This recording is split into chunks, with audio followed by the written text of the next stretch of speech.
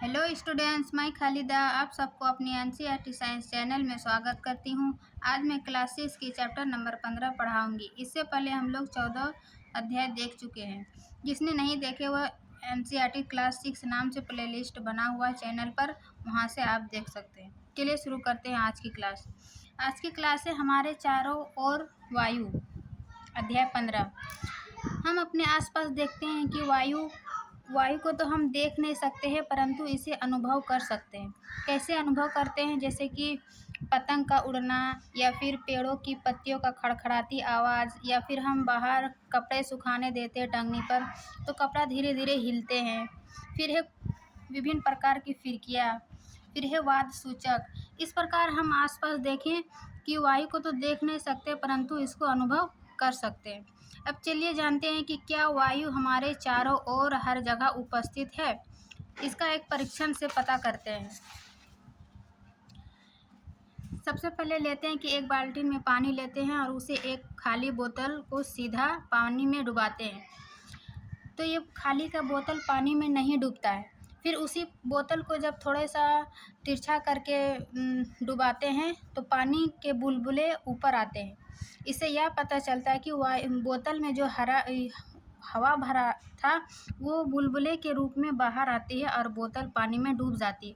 Means वायु बाहर होके पानी बोतल में अंदर प्रवेश कर जाते हैं। इस प्रकार हम देखें हैं कि वायु स्थान घेरती है और यह हमारे चारों ओर उपस्थित होता है। वायु का कोई रंग नहीं होता है और इसके आर पार हम लोग देख सकते हैं, इसलिए वायु एक पारदर्शी होती है। फिर हम पृथ्वी के हमारे चारों ओर एक पतली वायु की परत से घिरी होती है जिसे वायुमंडल कहते हैं। फिर हम देखते हैं कि वायु किससे बनी होती है। मीन्स वायु में किस किस पदार्थ का संगठन पाया जाता है। तो वायु में विभिन्न गैसों का संगठन पाया जाता है, जैसे नाइट्रोजन, ऑक्सीजन, कार्बन डाइऑक्साइड, जलवाष्प, धूलकण और अन्य गैसें भी पाए जाते हैं। तो जानते हैं कि जलवाष्प जैसे कि हम पिछले अध्याय में पढ़ चुके हैं कि जल चक्र के लिए जलवाष्प अनिवार्य है। जैसे कि समुद्र या नदियों का पानी जलवाष्प होकर ऊपर संघनित हो जाते हैं और फिर वह वर्षा के रूप में जमीन पर होती है। तो इस प्रकार जल चक्र के लिए वायु में जलवाष्प का होना अनिवार्य है। फिर हम जानते हैं कि ऑक्सीजन हमें जलने तथा श्वसन के लिए आवश्यक है। जैसे कि हम ऑक्सीजन लेते हैं और कार्बन डाइऑक्साइड छोड़ते हैं। ऑक्सीजन जलने के लिए कैसे सहायक है, इसका एक क्रियाकलाप से देखते हैं। जैसे कि हम दो मोमबत्ती को जलाते हैं, उनमें से एक को ग्लास से ढक देते हैं और दूसरे को खुले छोड़ देते हैं। जब ग्लास ढक देते हैं वो कुछ देर बाद मोमबत्ती बुझ जाती है।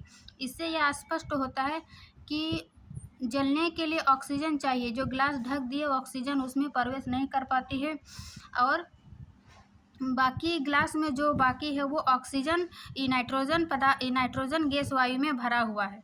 मीन्स ऑक्सीजन जलने के लिए सहायक है। दूसरी और कह सकते हैं कि हम लोग नाइट्रोजन बुझने वाली गैस कह सकते हैं। और हमारे वातावरण में नाइट्रोजन गैस सबसे अधिक पाया जाता है, जो कि 78% है और ऑक्सीजन 21% है।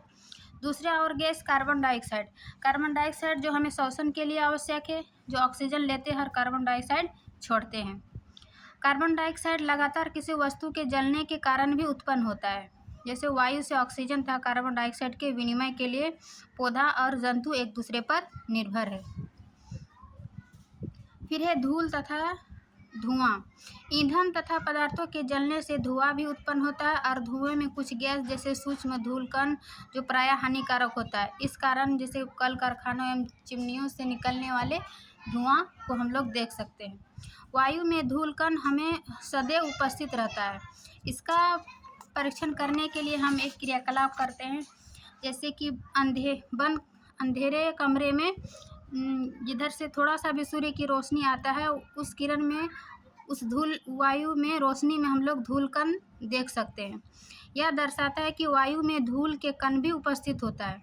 वायु में धूल के कण समय तथा स्थान के साथ बदलते रहते हैं और जब हम नाक में श्वास लेते हैं तो वायु अंदर प्रवेश करती है और ये धूल कण को श्वसन तंत्र में पाए जाने के लिए पाए जाने से रोकने के लिए हमारी नाक में छोटे छोटे बाल तथा श्लेष्मा उपस्थित होता है, जो दूषित वायु को रोकता है और हमें शुद्ध वायु पहुंचाते हैं फेफड़े में, जो कि हम सांस लेते हैं। फिर है जैसे कि देखिए, वातावरण में सबसे अधिक 78% नाइट्रोजन है, फिर 21%, फिर कार्बन डाइऑक्साइड 0.03%, फिर है कुछ जलवाष्प और अन्य गैस है, इसमें आर्गन वगैरह आ जाता है। फिर है कि क्या पानी तथा मिट्टी में रहने वाले जीवों और पौधों को ऑक्सीजन कैसे मिल पाते हैं। हम जंतु, जानवर, मनुष्य वातावरण में तो खुले वातावरण में ऑक्सीजन डायरेक्ट ले लेते हैं, परंतु जो जलीय जीव है जैसे कि मछली, वो जल में घुली हुई ऑक्सीजन को सांस लेते हैं। मछली गिल्स के माध्यम से जल में घुली हुई ऑक्सीजन को सांस लेते हैं। उसी प्रकार मिट्टी में भी वायु घुला हुआ रहता है। इसका हम लोग परीक्षण से देख सकते हैं कि जब हम मिट्टी को में पानी डालते हैं तो वो बुलबुले नज़र आते हैं। इसमें क्या है कि मिट्टी में जो वायु भरा हुआ रहता है, वो पानी वायु का स्थान जल ले लेता है और बुलबुले के रूप में हवा निकल जाती है। इससे कि मिट्टी में रहने वाले जीव भी सांस लेने में सहायक होता है मिट्टी में उपस्थित। फिर हम देखते हैं कि वायु में ऑक्सीजन कैसे प्रतिस्थापित होते हैं, मीन्स कैसे ऑक्सीजन वातावरण में आता है और फिर वातावरण से हम सांस लेते हैं। जैसे कि हम ऑक्सीजन लिए डायरेक्ट वातावरण से, फिर उसको कार्बन डाइऑक्साइड छोड़ें और फिर वही कार्बन डाइऑक्साइड हमारे पेड़ पौधा लेते हैं। वो पेड़ पौधा कार्बन डाइऑक्साइड को क्या करते हैं, भोजन बनाते हैं और भोजन तथा ऑक्सीजन देते हैं। फिर वही ऑक्सीजन हम सांस लेते हैं और फिर कार्बन डाइऑक्साइड छोड़ते हैं। मीन्स यह क्रिया बार बार होता रहता है या लगातार क्रिया होता है। इस प्रकार हम सब कर सकते हैं कि हमारी पृथ्वी, पेड़ पौधा और कार्बन डाइऑक्साइड तथा ऑक्सीजन लगातार पेड़ तथा जंतु तथा पौधे एक दूसरे पर निर्भर है।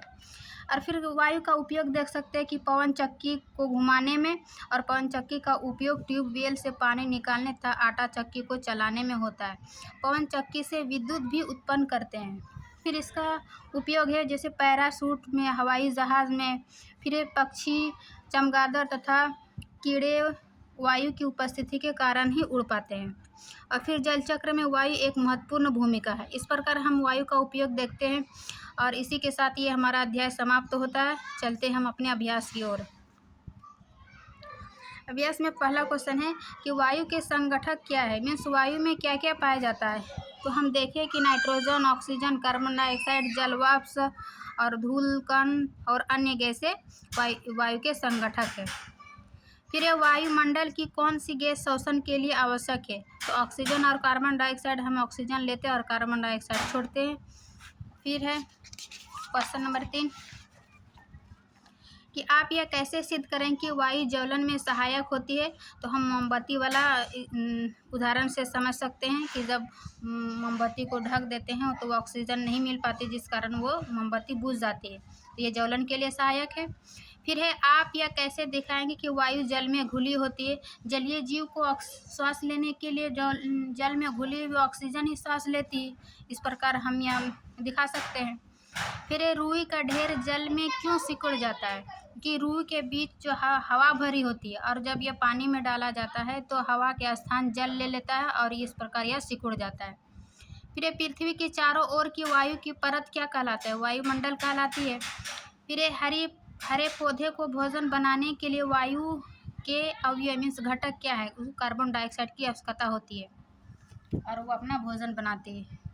फिर 5 क्रियाकलापों की सूची बनाइए जो वायु की उपस्थिति के कारण को संभव है।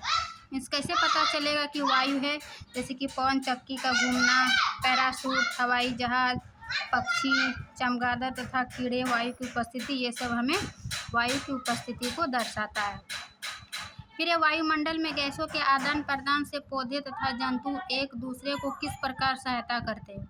तो हम देखें कि हम वातावरण से ऑक्सीजन लेते हैं, फिर हम कार्बन डाइऑक्साइड छोड़ते हैं और वही कार्बन डाइऑक्साइड पेड़ पौधा अपना भोजन बनाते हैं और फिर वो ऑक्सीजन और कार्बोहाइड्रेट देता है। इस प्रकार पेड़ पौधे तथा जंतु एक दूसरे को आदान प्रदान करता है।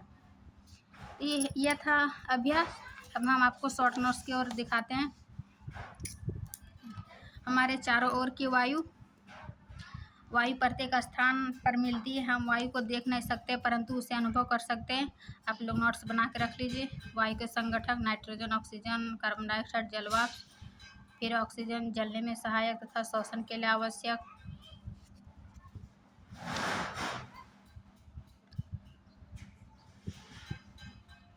फिर है वायु का उपयोग पवन चक्की घुमाने, पैराशूट, हवाई जहाज। इस प्रकार आप लोग नोट्स बना के या स्क्रीनशॉट लेके रख सकते हैं। तो इसी के साथ ये अध्याय हमारा समाप्त होता है। मैं आशा करती हूँ कि आपका यह अध्याय अच्छी से समझ में आ गया होगा। वीडियो अच्छी लगी तो लाइक एंड सब्सक्राइब ज़रूर करें और आगे आने वाली वीडियो के लिए नेक्स्ट क्लास में मिलते हैं। Thank you.